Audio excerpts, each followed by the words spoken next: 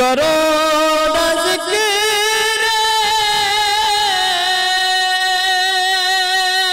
करो न ज़िक्र क़यामत रहो खामोश रियाज़ करो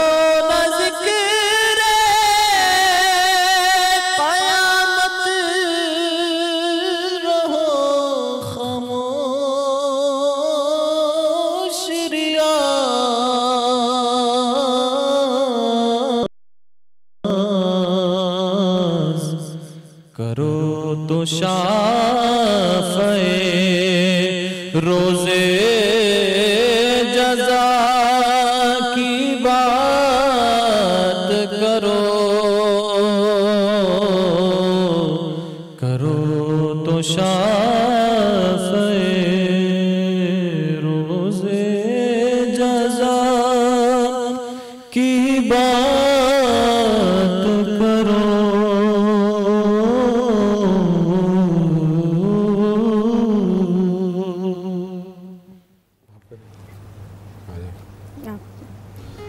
वेलकम बैक नाज़रीन। ब्रेक से पहले मुफ्ती इसहाक साहब हमारे साथ मौजूद थे, मगर उनकी कोई कहीं कमिटमेंट थी, उनको जाना था, तो वो यहाँ से रुखसत हो गए। उनका बहुत शुक्रिया कि वो यहाँ तशरीफ़ लाए। डॉक्टर साहब आपकी तरफ आप पूछें। डॉक्टर साहब, अगर कोई कब्ज़े की ज़मीन है और हमें पता भी है कि कब्ज़े की ज़मीन है और उसको किसी ने हड़पा हुआ है, जो भी है, अगर हम उस पर नमाज पढ़ते हैं तो क्या उसकी कबूलियत होगी? देखिए, कब्जे की ज़मीन श्योरिटी होगा, कब्जे की ज़मीन है। हाँ। एक आजकल ये असल में एक ऐसा वो भी चला हुआ है कि किसी को मस्जिद के अगर उससे माहौल से बरगश्ता करना है तो एक मोहल्ले में ये शोशे छोड़ दिया जाता है। मेरा अपना तजर्बा, मोहल्ले में किसी ने अचानक ये छोड़ दिया कि जी ये इलीगल प्लॉट है और उस पर गलत मस्जिद बनाई गई, इस पर नमाज नहीं होती, ताकि लोग वहाँ से मुंतशिर हों।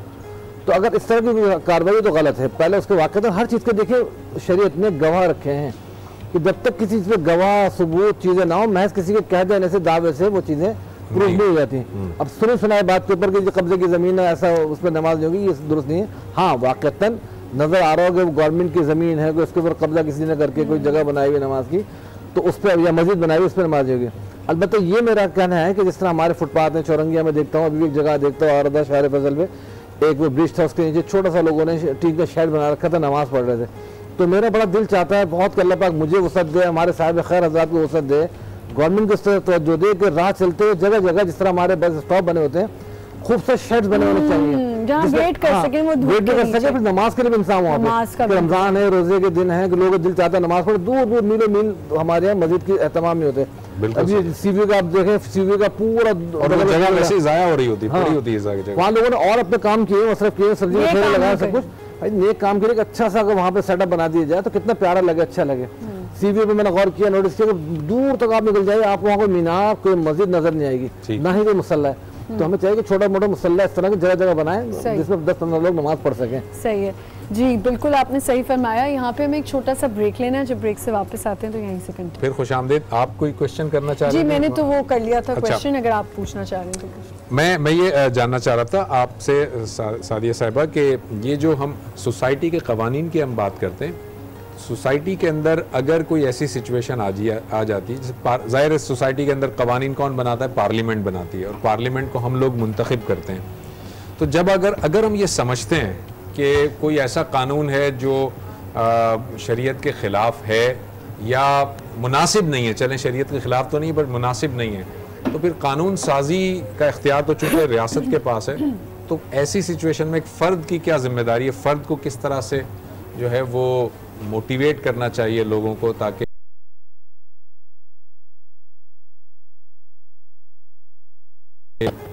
इसलिए कि और जहाँ तक ये टकराव की बात है कि वो चीज़ अलाउड नहीं है, अगर हमारे दीन के अंदर या हमारे दीन से डिफर कर रही है, तो बिल्कुल इसका एक्शन हर फर्द की जिम्मेदारी है कि वो ले और उस बात को आगे करे। अब तो खैर इतनी आसानियाँ हो गई हैं कि हम सोशल मीडिया के ज़रिए ही अपनी बात जो है वो वहाँ तक पहुँचा सकते हैं और पहुँचा देते हैं, और ये मैं बहुत रैपिड चेंजेस देख रही हूँ माशरे के अंदर।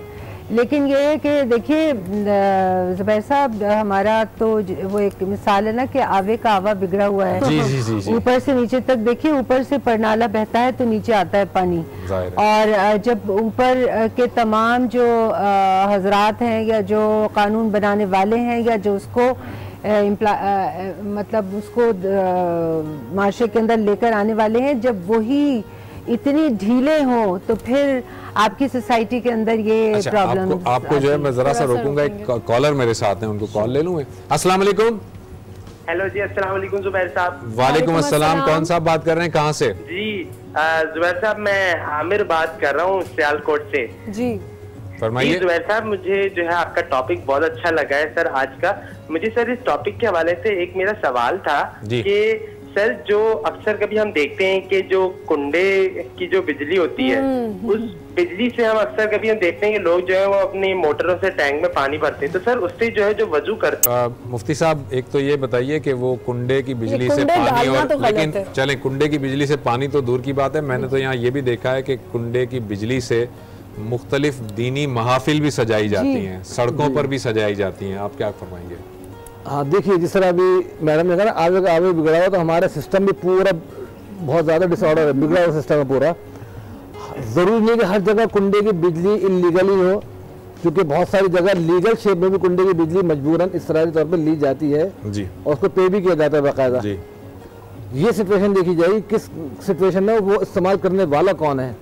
आम जब महफिल की बात कर रहे हो तो वाकई में बिल्कुल गलत है कि जो कुंडा लिया और पूरी, लेकिन जिस महंगाई के दौर में हम लोग जी रहे हैं, बहुत सारी क्या बल्कि एक मेजॉरिटी ऐसी गरीब सोसाइटी की कि जो वहाँ गए तो बिल अफोर्ड नहीं कर सकते, या उनको कोई लीगल कनेक्शन ही नहीं दिए गए, उनको ज़िंदगी गुजारनी है, सर्वाइव करनी है। अब हम उन पर इतना फतवा लगाएं कि कुंडे की बिजली ली, इसका पानी मोटर से खींचा, इससे वजू किया, तुम्हारी नमाज ही नहीं, तो इतनी बारीकी में तो नहीं जा सकता। सही। तो इस तरह की कैफियत में देखी जाएगी। देखिए हम एक ग्राउंड रियलिटी के उसमें जाते हैं, दुनिया में देखते हैं वाकई बहुत सारी मजबूरी ऐसी हैं जहाँ लोगों के पास तनख्वाह नहीं, 5,000 तनख्वाह 15,000 बिल आ रहा है। ये देखें, तो किस तरह लाइट नहीं है घर में लेकिन इतने बिल आ रहे हैं। आप सोचें इतनी लाइट जाती है, 65,000 इस तरह के बिल आ सकते हैं जब लाइट ही नहीं है घर के अंदर। हाँ, और आते लोग बिल लड़ने क्यों लगती हो? नहीं, क्योंकि देखिए मुझे बहुत दुख हो रहा है, मौका मिल जाता है, दुख हो रहा है। मैं बहुत के इलेक्ट्रिक से परेशान हूँ इस बात से, क्योंकि ये लाइट हमारे घर होती नहीं आधे टाइम, जनरेटर के हम अलग बिल भर रहे होते हैं, लेकिन जी उनके बिल के जब आते हैं तो 50,000 60,000, ये कोई तरीका नहीं है। देखिए हम ना एक बात मैं भी कहूंगी कि मायूसी कुफ्र है और हर फर्द को खड़ा होना पड़ेगा। जी बिल्कुल। देखिए आप अपनी रिस्पॉन्सिबिलिटीज दूसरे पे मत डालें आप, और खास तौर पर आज के दौर के अंदर जब सोशल मीडिया इस कदर ऑन गोइंग है, तो आप अपनी बात कह सकते हैं, आपकी बात बाहर पहुंच सकती है, और बिल्कुल आप बाहर आ सकते हैं। अब तो एक धरना एक आम चीज हो गई है, काफी तो इवन अगर वो करना पड़े तो हाँ कुछ लोगों को जमा करके वो भी किया जा सकता है, लेकिन हमें अपनी जिम्मेदारियों से बरी नहीं होना चाहिए। मैं लिटरली ये बात मैं कहूँगा, देखिए हर जगह बुराई उन पे भी नहीं आनी चाहिए, हमारे बदनाम है। ये बड़ी धूप में बिजली के बड़े खतरनाक काम भी करते हैं, मेरा देख के दिल दहल जाता है। वालों को भी कह रही हूं, लेकिन वाकई में देखता हूँ बसाओकल खासतौर पर बड़ी हाई टेंशन वो लाइनें जारी होती हैं, अच्छा, उस पर जिस तरह ये लोग जान फंसाने के साथ काम करते हैं। डॉक्टर साहब मेरा एक सवाल है। जी जी, आप पूछें। बहुत एक आम इंसान का ही सवाल है, ये स्कॉलर्स वाला सवाल नहीं है। एक मोहल्ला है, वहाँ शादी ब्याह हो रहे हैं, ठीक है, करके नहीं होगा। उसी मोहल्ले में अगर ऊंचा पूरी रात मिलाद चल रहा है और उससे अगर कोई डिस्टर्ब हो रहा है, प्लीज इसको वाजे कीजिएगा, कोई डिस्टर्ब हो रहा है, कोई इसलिए नहीं जाता कि जी यहाँ तो मिलाद चल रहा है, नातख्वानी चल रही है या बहुत ज्यादा दर्स चल रहा है, तो नहीं मना कर सकते, उससे भी तो कोई डिस्टर्ब हो ही रहा होगा ना शायद। इससे हम इसका जवाब लेंगे लेकिन ब्रेक के बाद, ठीक है। इससे एक छोटा सा ब्रेक लेते हैं, जब ब्रेक से वापस आएंगे तो इसी सवाल से आएंगे, क्योंकि मुझे इस सवाल का जवाब जानना है। एक छोटा सा break, will be right back. सवाल आपसे किया था डॉक्टर साहब कि अगर हम किसी कोई भी दीनी महफिल हो रही है और स्पीकर बहुत ऊंचे लगे हुए, उसको हम नहीं रोक सकते क्योंकि जी सब कहते हैं मौलवी जो हैं वो आके डांट देंगे, ये कर देंगे। एक शादी चल रही है, वहाँ पे आप जाके स्पीकर बंद करा देते हैं। एट द सेम टाइम ये दोनों चीज़ें अगर डिस्टर्ब कर रही हैं किसी को, तो क्या हमें ये करना चाहिए? क्या कहता है इस्लाम के, क्या आप ऊंचा स्पीकर लगे? वैसे तो मैंने उम्मन ही देखा जो हर हमारे बड़े अच्छे उलमा है वो तो मुस्तकिल समझाते हैं, मिंबरों पे भी, मेहराब पे भी, चैनल पे भी, कि मोहल्ले में इस तरह की वो हरकतें नहीं करनी चाहिए। और बल्कि गवर्नमेंट की तरफ से तो जुम्मे की जो लाउड स्पीकर पर तकरीर होती है उसके ऊपर ही पाबंदी है, इंटरनल जो है साउंड सिस्टम वो यूज़ करें, बाकी एक्सटर्नल यूज़ ना करें, उससे बड़े वो एक इत्मीनान में मोहल्ले में। अभी इस तरह की महफिलें करके लोगों को डिस्टर्ब करना, खासतौर पर पेशेंट होते हैं, अब जो कंजेस्टेड आबादी है वहाँ तो आवाज़ बहुत ज़्यादा कानों में जाकर गूंजती है, बिल्कुल गुनाह है। मैं आपको एक मिसाल दूँ, जुम्मे की नमाज की कितनी अहमियत है, रसूल करीम सल्लल्लाहु अलैहि वसल्लम ने उसका कितने फजीलत बयान फरमाई। तो रसूल करीम सल्लल्लाहु अलैहि वसल्लम ने फरमाया क़यामत के दिन उस शख्स को पुल बना दिया जाएगा, बीच का काम देगा और वो लोग सब उस पर से गुजरेंगे पनिश के तौर पे। तो भाई लोग वो इस तरह तुम क्रॉस करके क्यों गुजरे? इस्लाम में तो इतनी पनिश है कि यानी आप किसी को ईजा ना पहुंचाएं। और ये वॉइस पोल्यूशन तो बहुत ज्यादा नॉइस पोल्यूशन से लोग डिस्टर्ब हो जाते हैं, नींद खराब हो रही है और खासतौर पर बहुत ज़्यादा अगर करीबी स्पीकर लगे हुए कोई दिल का मरीज खासतौर पर बड़ा मुतासिर होता है। तो इन चीज़ों से बिल्कुल उलमा को मना भी करना चाहिए, करते भी हैं। और जो हजरात सुन रहे हैं महफिल ज़रूर करें, किसी भी किस्म की महफिल हो, लेकिन ऐसा करें हाज़रीन वहाँ के वो उससे ज़रूर मुस्तफ़ीद हो, लेकिन आस पास वालों को शिकवा शिकायत ना हो। हमारा दीन तो रसूल करीम सल्लल्लाहु अलैहि वसल्लम का इतना प्यारा दीन है कि जिसमें ईज़ा पहुँचाने से सख्ती से मना किया गया, किसी को बुलंद आवाज़ से भी खिताब करने को, चीख के भी बात करने को, इवन कि अल्लाह से भी बहुत ज़्यादा चीख के बात करने दुआ करने को मना किया गया है कि अल्लाह से एक दरमियाने लहजे के अंदर अल्लाह से दुआ की जाए, बहुत चीख के दुआ ना की जाए। और क़यामत में भी ये है कि जो जन्नत में जब चले जाएंगे तो वहाँ पे किसी किस्म की कोई गुनाह की बात भी नहीं होगी और ना कोई शोर शगफ सुनाई देगा, कुरान के अंदर ही आता है जी। तो वो तमाम के तमाम वॉइस पोल्यूशन से ये वहाँ का माहौल भी फ्री होगा। तो दुनिया को भी हमें चाहिए फ्री रखें, बल्कि जो सिविलाइज कंट्रीज़ है वहाँ तो बड़ा इन चीज़ों पर नोटिस लिया जाता है कि हमारी आवाज़ से, हमारे आस पड़ोस की आवाज़ से अगर कोई डिस्टर्ब हो रहा है तो उस पर कानूनी एक्शन हो जाता है। बाकायदा वहाँ से फ्लाइटें नहीं गुजर सकती हैं आबादियों से कि भाई इसकी वजह से नीचे शोर ना हो, लोग डिस्टर्ब ना हो, उनके टाइमिंग फिक्स होते हैं। तो वो गैर मुस्लिम होकर इतने सिविलाइज हो चुके हैं, कहाँ से कहाँ पहुँच गए। और हम लोग दीनी महफिलों के नाम पे अगर इस तरह करें, खत्म कुरान की तकरीब हैं या नातें या उस तरह की हम चीज़ें करें जो एक मुकद्दस हमारा ज़ाहिर मज़हब का हिस्सा है, तो उससे मजहब के ऊपर बदनामी है। दीनी महफिल के अंदर और ज़्यादा उसको ज़रूरत है, बहुत ज़रूरत है। ये बात भी है ना, आप दीनी महफिल सजा रहे हैं, आप कुंडे की बिजली ले रहे हैं और वो बिजली चूंकि तो चोरी हो रही है। अब जब चोरी हो रही है उसको किसी ना किसी को तो पे करना है, और वो पे कौन करता है? वो महल्ले वाले लोग अपने उनके बिलों में आ जाता है। तो ये तो आपने दीन के नाम पर एक तरह थी कि वो हजरत अपने बैतुल उसके अंदर गवर्नमेंट के अपने ऑफिस में बैठे थे, कोई शख्स मेहमान मिलने आ गया, चिराग जल रहा था, जैसे ही मेहमान है हजरत फूंक मार के उसको बुझा दिया। वो किसी ने पूछा हजरत अब तो चिराग जलाने की जरूरत थी, मेहमान आया, इससे गुफ्तगू थी। तो आपने फरमाया कि अब चूंकि मेरी इससे ज़ाती गुफ्तगू होगी, चिराग बैतुल माल का है देखें, तो इसलिए मैं अब उसको अपने ज़ाती इस्तेमाल में नहीं ला सकता उसकी रोशनी को, लिहाजा इसलिए मैंने उसको बुझा दिया। और यहाँ तो उल्टा है सब कुछ, आजकल के मुफ्त दिल बेरहम वाला हिसाब है। यहाँ तो जितने गवर्नमेंट ऑफिसर्स हैं वही सबसे ज्यादा, अब मैं कहूँगी तो आप लोग कहेंगे आप लेकिन ये सच है। 8 गार्ड साथ लेके चलने हैं, गाड़ियाँ फजूल की इस्तेमाल करनी है, इतनी प्रोटोकॉल चाहिए, सिक्योरिटी चाहिए, ऐसे जैसे पता नहीं क्या। बच्चे स्कूल जा रहे हैं तो 10-10 गार्ड के साथ जा रहे हैं, भाई क्यों? वो जाहिर है पे तो हम लोग करते हैं ना, ये अवाम करती है। अवाम का एक टैक्स का पैसा है जो कि आपकी रियासत की फलाह और बहबूद के लिए इस्तेमाल होना था, वो कहीं और हो रहा है। यानी इवन कि हम चॉकलेट भी खाने पे टैक्स दे रहे हैं, जी जी, खाने पीने पे टैक्स है, हमारे चलने फिरने पे, हंसने बोलने तक भी टैक्स है कि आप कहीं अच्छी जगह बैठ के हंस बोल के अच्छे मॉल में खाना खा रहे हैं, उस पर भी टैक्स कर रहा है। हाँ, तो अब वो टैक्स हम दे रहे हैं लेकिन उस पर अय्याशी कोई और कर रहा है, तो जुल्म है ये हक तलफी है, हक तलफी है। तो इसलिए हम बातें तो करते हैं असलाफ की, खुलफाए राशिदीन की, बहुत कुछ मिसालें देते हैं, हमारे बड़े बड़े जो लीड करने वाले वो भी ज़रूरी नहीं हाकिम हुक्मरानी हो, खुद मजहबी तबके में भी, आवाम में भी। लेकिन हम जब असल ज़िंदगी में जब आते हैं तो हमारे मिजाज कुछ शाहाना होते हैं, हर एक चाह रहा होता है कि मैं कुछ नुमाया और अलग से कुछ इस तरह का नजर आऊँ। ठीक है डॉक्टर साहब, बहुत शुक्रिया आपका, थैंक यू वेरी मच, आपने वक्त निकाला। सादिया साहब आपका बहुत शुक्रिया, आपने वक्त निकाला। और नाजरीन, यहाँ जो भी हमारे गेस्ट आए थे उन तमाम का भी बहुत शुक्रिया कि वो उन्होंने वक्त निकाला, यहाँ पर तशरीफ़ लाए। आज हमने बात की सोसाइटी के जो लॉज होते हैं, माशरती कवानीन होते हैं, उनको दीन इस्लाम किस निगाह से देखता है। उम्मीद है आपको ये प्रोग्राम पसंद आया होगा। कल इंशाअल्लाह ताला इसी वक्त इसी चैनल पर आपके सामने हाजिर होंगे। कल तक के लिए डॉक्टर ज़ुबैर अहमद को, आमना मलिक को इजाज़त दीजिए। और हम इख्तिताम में, आप जानते हैं कि दुआ पर इसका इख्तिताम करते हैं। डॉक्टर साहब, आपसे दरख्वास्त है कि दुआ पर इख्तिताम कीजिएगा। अल्हम्दुलिल्लाह रब्बिल आलमीन वस्सलातु वस्सलामु अला रसूलिना सय्यिदिना मुहम्मद व आलिहि वस्सहबिहि अजमईन।